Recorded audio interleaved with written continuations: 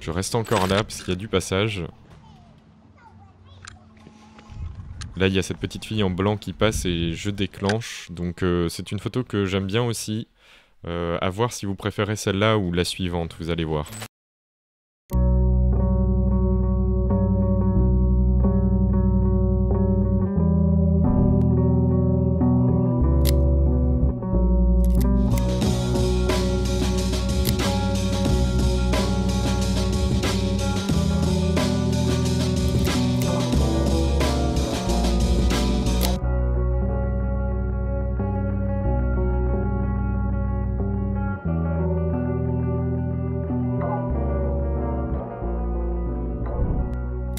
Bienvenue dans Roll Films et ce dernier épisode sur les Bédouins en Cisjordanie. Alors dernier épisode pour le moment parce que c'est un travail que je commence tout juste et que j'aimerais continuer dans le futur.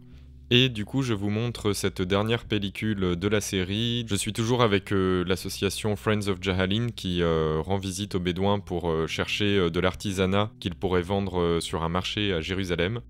Et donc sur cette pellicule, j'ai choisi cette photo de deux enfants qui passent devant l'objectif, du coup dans un paysage magnifique, complètement désertique. Une photo que j'aime bien parce qu'elle est un peu mystérieuse, elle est un peu floue et ce regard de la fille interpelle un petit peu. Donc voilà, on va voir les coulisses de tout ça dès maintenant. Du coup on était en effet chez cette famille bédouine qui a ouvert un hôtel d'ailleurs. Il y a des bédouins qui se reconvertissent un petit peu dans le tourisme.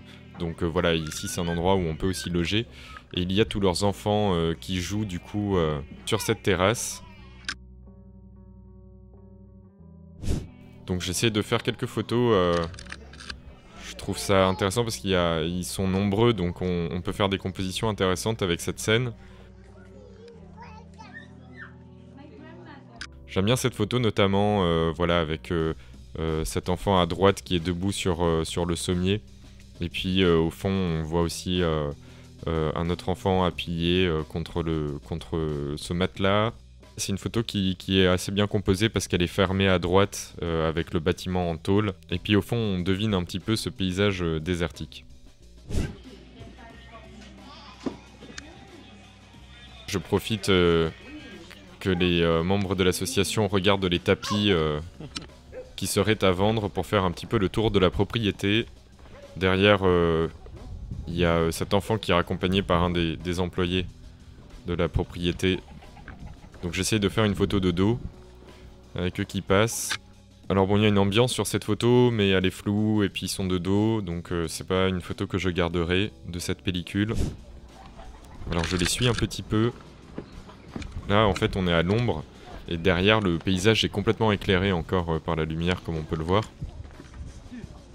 Alors ils vont voir un petit peu les moutons, ça me permet de faire cette photo qui peut un peu raconter la transmission entre les générations de ce travail de l'élevage que font les Bédouins. Donc je suis un peu cette scène en reprenant une mesure de lumière. Voilà une autre photo intéressante avec cet adulte et l'enfant devant le cheptel de chèvres et de moutons. Et alors je fais une dernière photo de cette scène. On voit que le soleil commence à se coucher derrière les collines. Voilà, mais là je suis un peu éloigné. Alors bon, je déclenche quand même, mais c'est pas une photo très intéressante à mon avis. Et donc en allant de l'autre côté de la propriété, il y a ce paysage qui est assez incroyable. Avec ces tuyaux d'arrosage et puis ce palmier aussi. Et puis le dromadaire qu'on voit dans son enclos. Alors je fais cette photo, il y a aussi des poules devant le palmier.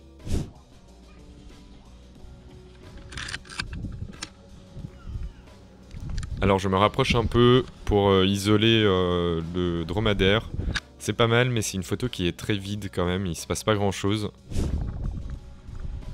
Et là j'entends un peu de bruit, donc je me retourne et de l'autre côté il y a cette maison en fait avec ces panneaux solaires avec lesquels les Bédouins obtiennent leur électricité. Et il y a un enfant sur ce toit. Alors malheureusement elle est très loin, je pensais que ça rendrait mieux que ça, parce qu'en fait on est très loin donc on les voit pas beaucoup. Il y a même deux enfants maintenant qui montent sur le toit, enfin on voit la tête d'un deuxième enfant qui dépasse.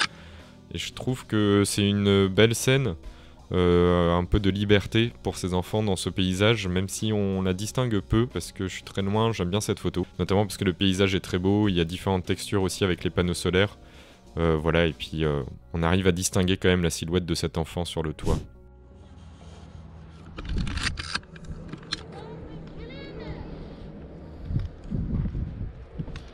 Ah ben voilà, du coup il y a d'autres enfants qui passent dans le cadre que j'aimais bien tout à l'heure, qui du coup n'est plus vide, alors j'essaie de faire des photos. Là c'est pas mal parce qu'on voit ces trois enfants un peu au milieu où se rejoignent tous les tuyaux d'arrosage, mais bon ils sont de dos.